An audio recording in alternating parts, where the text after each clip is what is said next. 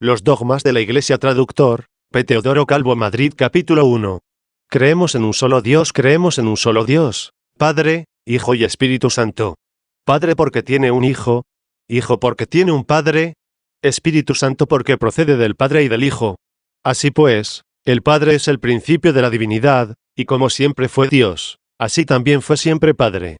De él nació el Hijo, pero no nació de él el Espíritu Santo, porque éste no es Hijo, y tampoco es ingénito, pero no es Padre, y no es hecho porque no viene de la nada, sino que es Dios procedente de Dios Padre y de Dios Hijo. El Padre es eterno, porque tiene un Hijo del que es Padre desde toda la eternidad. El Hijo es eterno, pues es coeterno con el Padre. El Espíritu Santo es eterno, puesto que es coeterno con el Padre y el Hijo. La Trinidad no se confunde con una sola persona, como afirma Sabelio. Y la divinidad no está separada o dividida en cuanto a naturaleza, como dice blasfemamente Arrio. En cuanto a la persona, uno es el Padre, uno es el Hijo, y uno es el Espíritu Santo.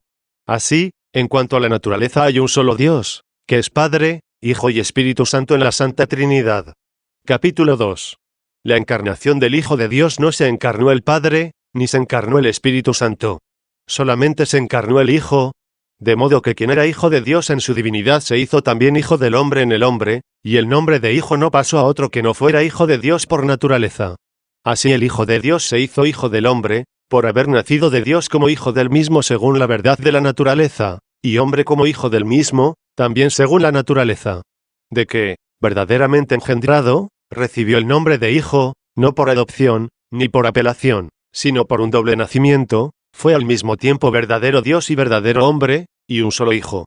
Así pues, no hay dos Cristos, ni dos hijos, sino un solo Hijo, Dios y hombre, al que por eso mismo llamamos Hijo único, que permanece en dos sustancias, tal como se lo concede la verdad de la naturaleza, sin confusión y sin mezcla de las dos naturalezas, como pretenden los timoteanos, sino en unión de sociedad. Por tanto, Dios se unió al hombre y éste pasó a Dios, no mediante un cambio de su naturaleza, como afirman los apolinaristas, sino por la gracia de Dios. De manera que Dios no se cambió en la sustancia humana cuando asumió al hombre, ni el hombre asumió la sustancia divina al ser glorificado por la unión a Dios. Puesto que sufrir el cambio, o la versatilidad de la naturaleza, implica una disminución o una abolición de la sustancia. El Hijo del hombre nació de éste, no por la operación del hombre, o sea, por la unión de los sexos humanos, como pretende Ebión, sino que tomó su cuerpo del cuerpo de la Virgen, no trayéndolo del cielo, como afirman Marción, Orígenes y Eutiques. Y no es un fantasma, o algo desprovisto de cuerpo, como afirma Valentín, ni tampoco es un cuerpo putativo o imaginario, o en la apariencia, sino que es un cuerpo verdadero. No es solamente carne de la carne, como enseña Marciano, sino verdadero Dios de la divinidad, y verdadero hombre de la carne, de modo que constituye un solo Hijo. En la divinidad es el Verbo del Padre y es Dios. En el hombre es cuerpo y alma. Su alma no carece de sentidos y de razón, como pretende Apolinar, y su cuerpo no carece de alma, como afirma Eunomio, sino que su alma está dotada de su razón, y el cuerpo de sus sentidos, mediante los cuales, durante la pasión y antes de la pasión de su carne, sufrió verdaderos dolores en la carne. Capítulo 3. Dios y hombre nacido de la Virgen no nació de la Virgen en el sentido en que, naciendo como hombre, comenzara al mismo tiempo a ser Dios, como si no hubiera sido Dios antes de nacer de la Virgen, según la opinión de Artemón, Berilo y Marcelo, sino que es Dios eterno y es hombre nacido de una Virgen. Capítulo 4. Perfección con la Trinidad. No debemos creer que haya en la Trinidad algo creado o ministerial, serviens, como decía Dionisia, en quien se inspiró Arria. Nada hay en ella desigual, como quiere Eunomio. Nada igual que la gracia, como pretende Aecio. Tampoco hay algo que sea anterior, posterior o inferior, como dice Arria. Nada hay extraño o subordinado a otro, como afirmaba Macedonio. Nada que venga de alguna invasión o intrusión, según la doctrina de Manes.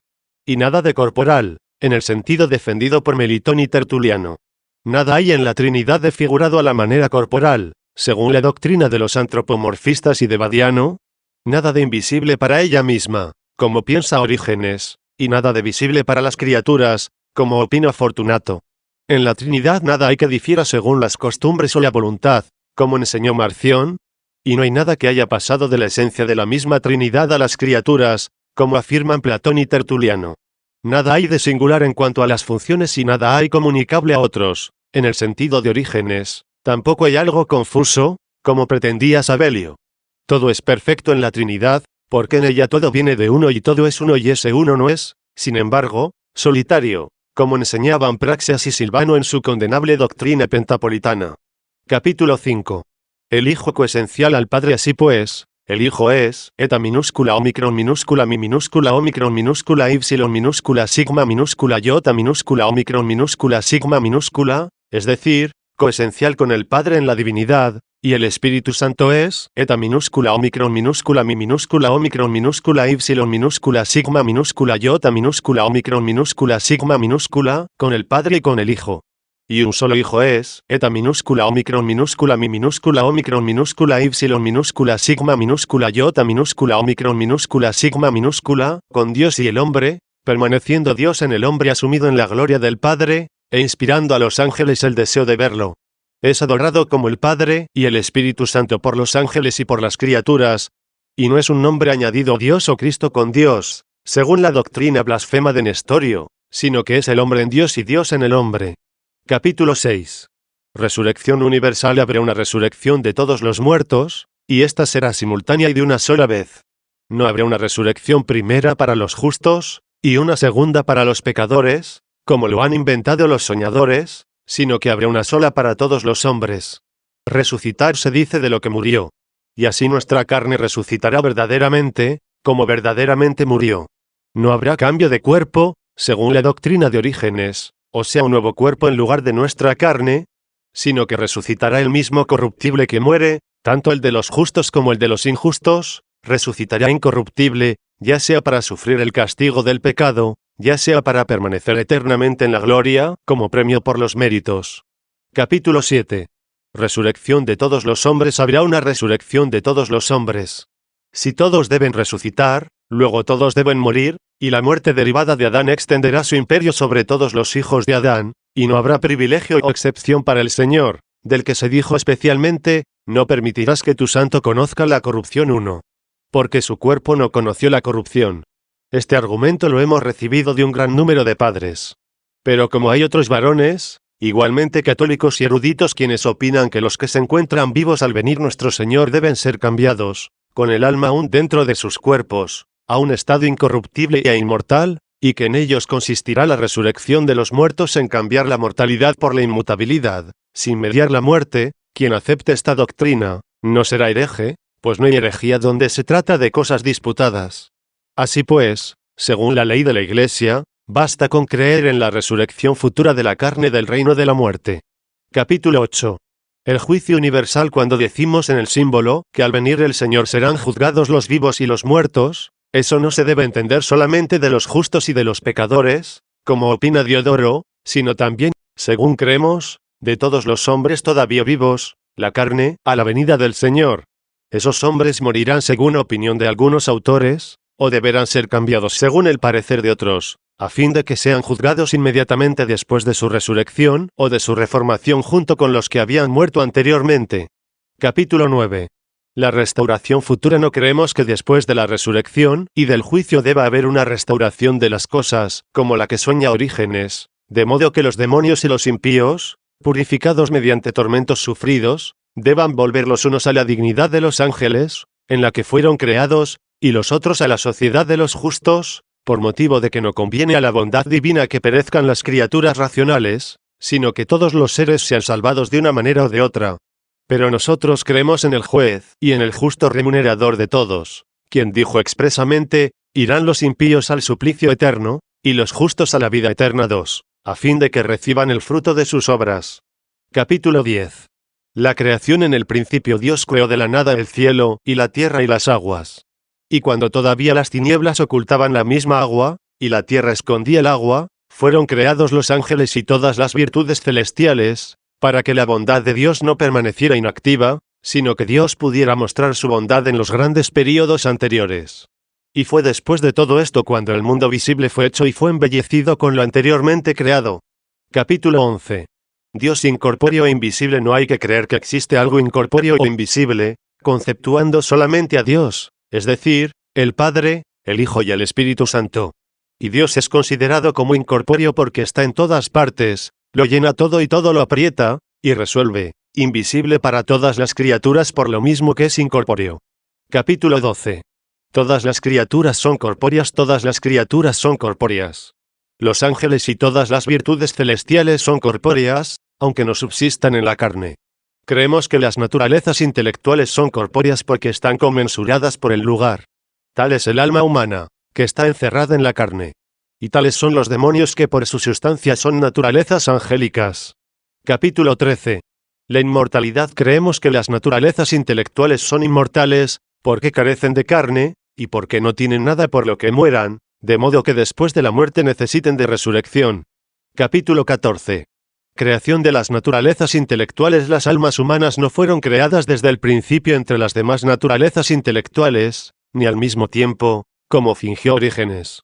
Tampoco son producidas por la unión de dos sexos, al mismo tiempo que el cuerpo, como afirman los luciferianos, Cirilo, y algunos latinos presuntuosos, como si las almas siguieran en eso las leyes de la naturaleza. Nosotros creemos que solo el Creador de todas las cosas conoce la creación del alma, y que solamente el cuerpo es producido por la unión de sexos. Según el juicio de Dios, el germen humano se coagula en el seno de la madre, con estructura y forma, y una vez formado bien el cuerpo, el alma es creada e infundida para que viva en el útero el hombre, que consta de cuerpo y de alma, y salga vivo del mismo, lleno de la sustancia humana. Capítulo 15. El alma humana. No decimos que haya dos almas residentes en un solo hombre, como escriben Jacobo y otros autores de Siria. Un animal que asume al cuerpo y está mezclada con la sangre, y otra espiritual que procura la razón al hombre. Sino que decimos que en el hombre hay una sola y misma alma, la cual da la vida al cuerpo mediante su presencia, y se procura a sí misma la razón. Además, tiene en sí el libre albedrío, de modo que pueda elegir lo que quiera con el pensamiento de su sustancia. Capítulo 16. El alma del hombre. Creemos que solamente el hombre tiene un alma sustantiva, o existente, que vive separada del cuerpo, y que conserva vivos sus sentidos y sus pensamientos. No muere con el cuerpo, como afirma Arato, y no perdura solamente un corto período, como dice Zenón, porque vive sustancialmente. Capítulo 17. Las almas de los animales. En cambio, las almas de los animales no son sustantivas, o existentes. Nacen con la carne y de la vivacidad de ésta, y terminan con la muerte de la carne. Y así no son guiadas por la razón, como decían Platón y Alejandro, sino que están determinadas en todas las cosas por el impulso de la naturaleza. Capítulo 18. El alma inmortal. El alma humana no muere con la carne, pues no es engendrada con ella, como antes dijimos, sino que, formado el cuerpo en el vientre materno, es creada e infundida según el juicio de Dios, de manera que el hombre viva dentro del útero, y después salga a la luz o al mundo con el nacimiento. Capítulo 19. El compuesto de alma y cuerpo. El hombre está compuesto solamente de dos sustancias, del alma y de la carne, o cuerpo, del alma con su razón y de la carne con sus sentidos. Sin embargo, la carne no puede poner en movimiento esos sentidos sin el alma. En cambio, el alma tiene también su ser racional sin la carne. Capítulo 20. El espíritu no constituye un tercer elemento en la sustancia del hombre, como dice Dídimo, sino que el alma misma es espíritu a causa de su naturaleza espiritual. Y se denomina espíritu porque respira en el cuerpo, y alma en cuanto que anima el cuerpo para hacerle vivir y para vivificarlo. El espíritu, en cambio, que el apóstol San Pablo coloca como tercer elemento junto con el alma y con el cuerpo, creemos nosotros que es la gracia del Espíritu Santo que el apóstol pide a Dios, en sus plegarias, que persevere en nosotros, para que por culpa nuestra no disminuya ni huya de nuestro corazón. 3, ya que el Espíritu Santo rechaza la ficción. 4. Capítulo 21. El libre albedrío. Desde el primer momento de su creación, el hombre ha sido dejado a su libre albedrío, a fin de que por el solo esfuerzo de la vigilancia de su alma, pueda perseverar en la observancia de los mandamientos, si quiere continuar en el estado en que fue creado. Pero después de caer en pecado, por culpa de Eva seducida por la serpiente, perdió el bien de la naturaleza, y también la fuerza del libre albedrío, mas no perdió la elección, para que no dejara de ser suyo el pecado que debía corregir, ni se le excusara el no haberlo borrado por su libre arbitrio. Le queda pues la libertad del albedrío, para buscar su salvación, o sea, le queda una voluntad racional, pero es Dios quien primeramente la excita y la invita a la salvación, de modo que ella misma hace su elección, ya sea que siga el impulso de Dios, ya sea que obre con ocasión de la salvación, es decir, por inspiración divina. Mas para obtener lo que ella elige, ya sea lo que ella busca, ya sea lo que hace ocasionalmente, confesamos que siempre se trata de un don de Dios. Así pues, es en la misericordia de Dios donde se encuentra el impulso de nuestra salvación. ¿Somos nosotros los que respondemos a la inspiración salutífera divina? Pero obtenemos por don de Dios lo que deseamos, cediendo a su admonición. Por tanto, si no fracasamos en la empresa de nuestra salvación, eso se debe al mismo tiempo a nuestra solicitud y a la ayuda del cielo, pero si fracasamos, eso depende de nuestro poder y de nuestro abandono o flojera. Capítulo 22. Un solo bautismo. Hay un solo bautismo, pero dentro de la Iglesia, donde hay una sola fe, y donde se administra el bautismo en el nombre del Padre, del Hijo y del Espíritu Santo. Y así, a los bautizados entre los herejes, que bautizan en la confesión de la Santísima Trinidad y que vienen a nosotros, los debemos recibir como verdaderos bautizados, para que no sea anulada la invocación o la concesión de la misma Trinidad, pero es menester instruirlos anteriormente y enseñarles en qué sentido se entiende en la Iglesia el misterio de la Santa Trinidad. Si consienten en creerlo y aceptan confesar la fe, purificados ya por la integridad de la fe, sean confirmados con la imposición de las manos. Pero si todavía son párvulos o personas rudas incapaces de comprender la doctrina, quienes los presentan según la costumbre del bautismo, responderán por ellos, después de haber sido fortalecidos por el crisma y por la imposición de las manos, y así serán admitidos a los misterios de la Eucaristía. Los que no han sido bautizados entre los herejes en la invocación de la Santa Trinidad, y vienen a nosotros, consideramos que deben ser bautizados y no rebautizados. Porque no se debe creer que fueron bautizados, ya que no lo fueron según la regla establecida por nuestro Señor Jesucristo, en el nombre del Padre, del Hijo y del Espíritu Santo. Tales son los paulianistas, proclianos, borboritas, síforos, llamados bonosianos, fotinianos, montanistas, y los maniqueos, que constituyen diversas especies de impiedad. Tales son también otras pestes del mismo género y del mismo origen que los anteriores, que admiten dos principios desconocidos entre sí, como Cerdón y Marción, o contrarios uno al otro, como Manes, o los que nos hablan de tres principios, que incluso son bárbaros, como Setiano y Teodosio, o que admiten una multitud de principios, como Valentín, o que defienden que Cristo fue solamente hombre y no Dios, como Cerinto, Ebión, Artemón y Fotino. Digo, pues, que si algunos de esos herejes vienen a nosotros, no se les debe preguntar si han sido bautizados o no, sino únicamente si creen en la fe de la Iglesia, bautizándoles después con el bautismo eclesiástico. Capítulo 23. La Sagrada Escritura ni alabo ni vitupero la recepción cotidiana de la Eucaristía. Pero aconsejo comulgar todos los domingos, e incluso exhorto a hacerlo, con tal de que no haya en el alma algún afecto hacia el pecado. Pues si uno tiene voluntad de pecar, con la recepción de la Eucaristía se agrava más que se purifica. Así, aun cuando alguno sea mordido por el pecado, si no tiene ya voluntad de pecar, que antes de comulgar se arrepienta con lágrimas y plegarias, y lleno de confianza en la misericordia del Señor, que perdona ordinariamente los pecados a los que hacen una piadosa confesión, podrá acercarse a la comunión sin temor, e incluso confiado. Al hablar así, me refiero a quien no tiene el alma cargada de pecados mortales y capitales, porque quien quizá esté oprimido por crímenes mortales cometidos después del bautismo, debe comenzar a satisfacer a Dios con una penitencia pública, y no debe acercarse a la comunión sino después de haber sido reconciliado por la sentencia del sacerdote, si no quiere recibir la Eucaristía para su juicio y condenación. Pero si, después de haber cambiado antes su manera de vivir en el mundo, manifiesta tener celo por la religión y por la corrección de su vida, y la misericordia de Dios le mueve a un profundo e incluso a un perpetuo sentimiento de dolor hasta llegar a hacer actos contrarios a aquellos de que se arrepiente, entonces podrá acercarse a la Eucaristía todos los domingos hasta la muerte con oración y con humildad. Capítulo 24. La penitencia. La verdadera penitencia consiste en no hacer aquello de lo que uno debe arrepentirse, y en llorar los pecados cometidos. La satisfacción penitencial consiste en eliminar las causas de los pecados, y en no admitir las sugestiones pecaminosas. Capítulo 25. La esperanza en las promesas divinas. Nada debemos esperar que sea terrenal o transitorio, como lo esperan los melecianos. Ni tampoco debemos esperar la unión conyugal, según los delirios de Cerinto y de Marción. Ni nada referente a la bebida ni a los alimentos, como lo esperaban Ireneo, Tertuliano y Lactancia, según dice Papías.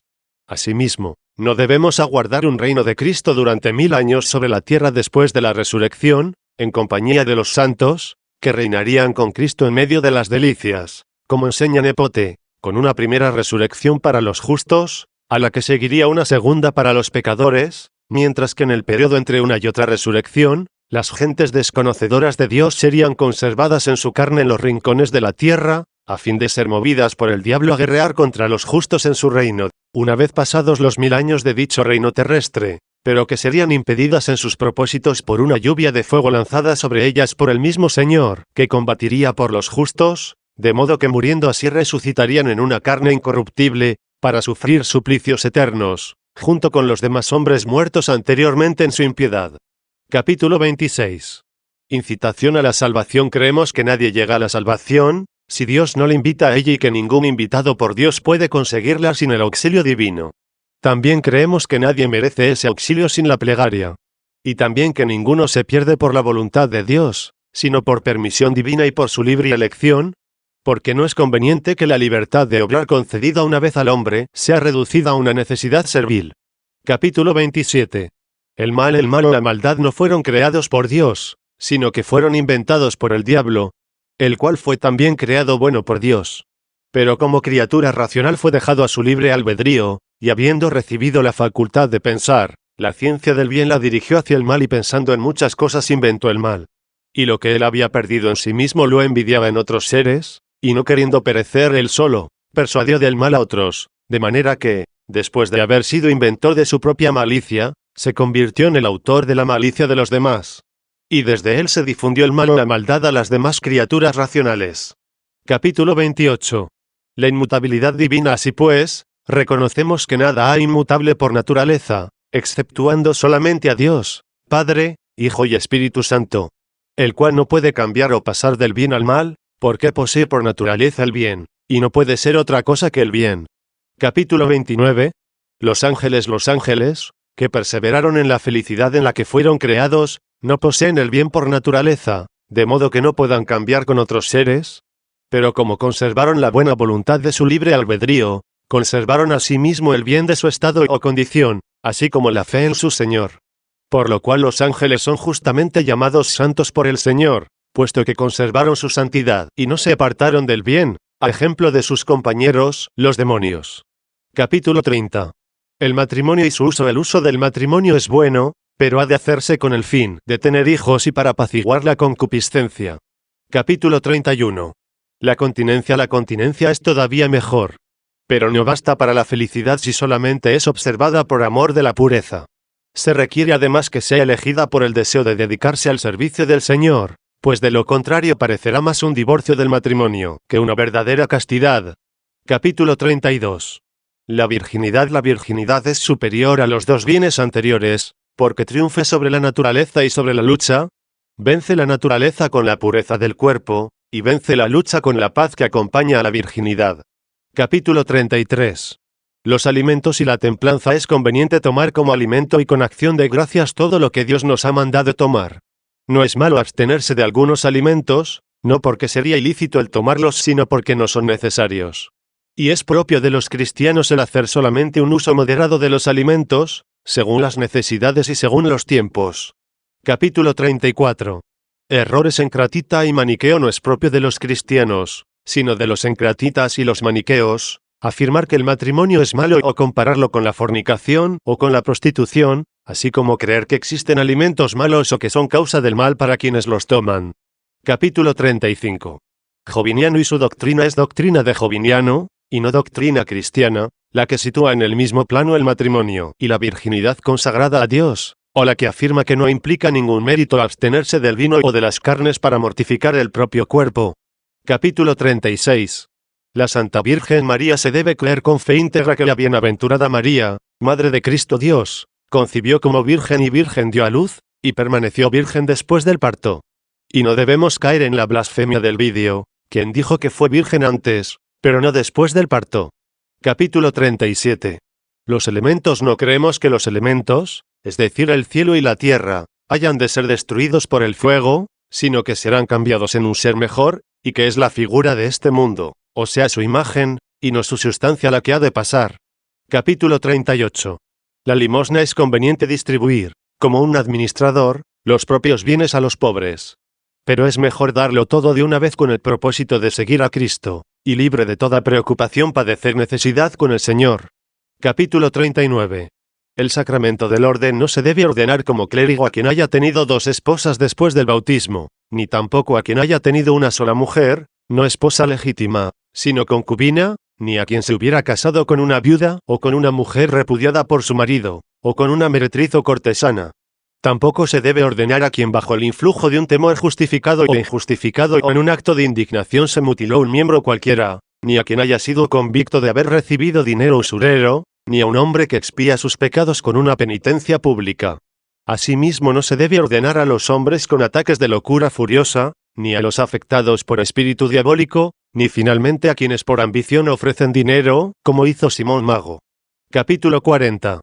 Las reliquias de los santos hemos de honrar con toda sinceridad los cuerpos de los santos, y sobre todo las reliquias de los bienaventurados mártires, como miembros de Cristo. También debemos honrar las basílicas llamadas con sus nombres, como lugares consagrados al culto de Dios, con sentimientos de gran piedad y con gran fe y devoción. Tal es nuestra fe.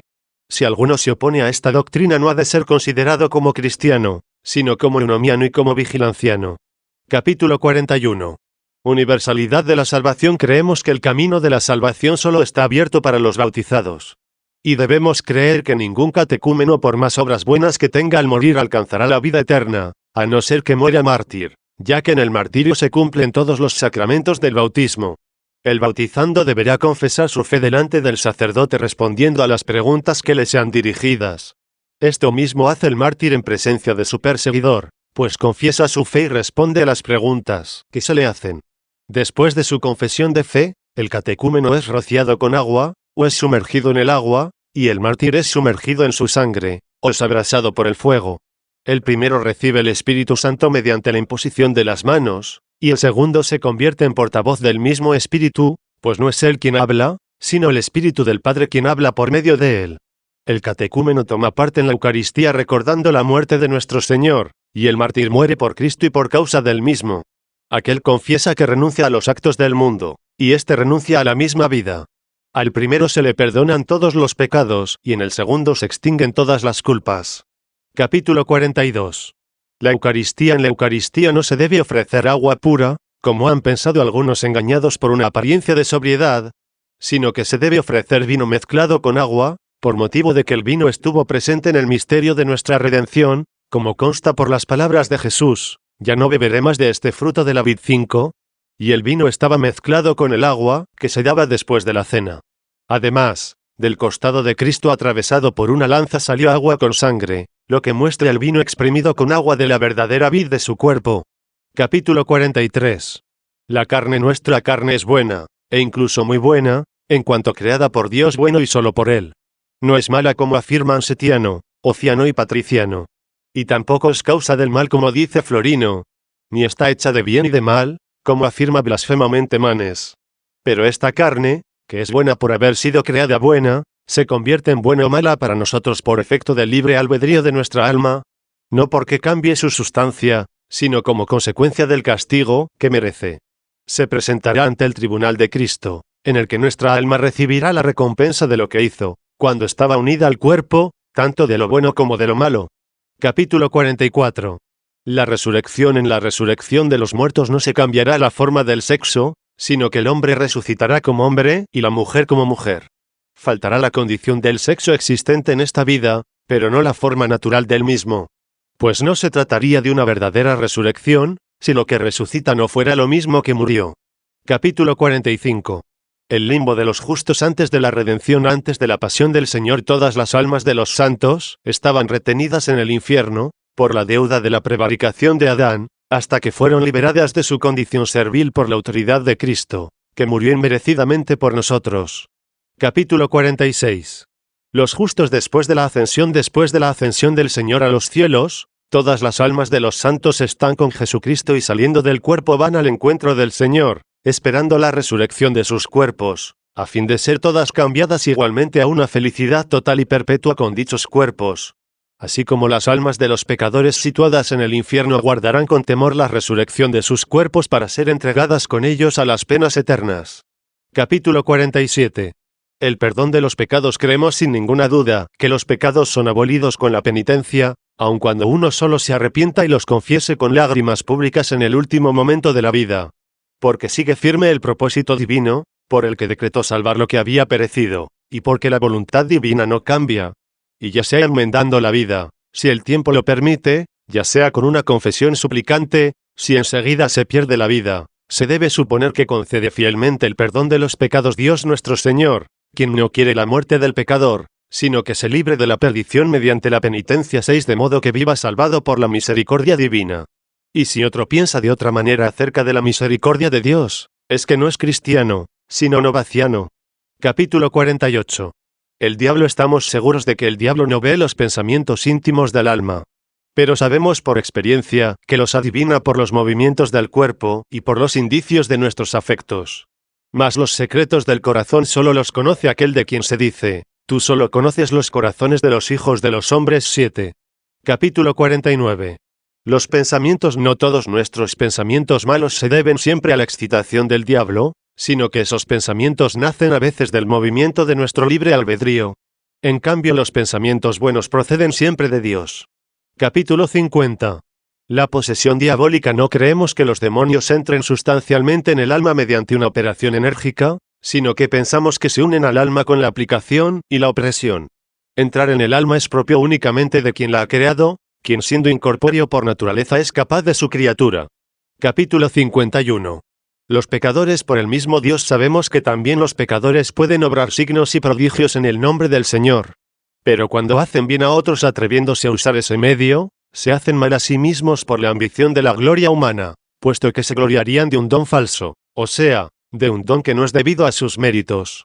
Capítulo 52. Los milagros. Los signos y los milagros pueden hacer famoso a un cristiano, pero no lo pueden hacer santo, si obra con actos desarreglados y ásperos u orgullosos. Mas si sus actos son morigerados y pacíficos, creemos con razón que, aunque no obre prodigios, llegará a ser un hombre de Dios santo y perfecto. Capítulo 53. La santidad. Ningún hombre santo y justo carece de pecado. Mas no por eso deja de ser justo y santo, con tal de que tenga amor a la santidad. Porque no adquirimos la santidad por las fuerzas de la naturaleza, sino con la ayuda del buen propósito mediante la gracia de Dios. Por eso con verdad todos los santos se llaman a sí mismos pecadores, porque realmente tienen motivos para llorar, sino por los remordimientos de su conciencia, sí al menos por la mutabilidad de su naturaleza prevaricadora. Capítulo 54. La Pascua, es decir, la solemnidad de la resurrección del Señor, no se puede celebrar antes del equinoccio de primavera y cumplido el 14º día de la luna nueva o nacida en el mes del equinoccio. Capítulo 55. La imagen y semejanza. A causa de los nuevos legisladores, que afirman que el alma fue creada a imagen de Dios, para que como Dios es justamente considerado incorpóreo, así también el alma sea juzgada incorporal, reconocemos de buen grado que la imagen consiste en la eternidad, y la semejanza en las costumbres.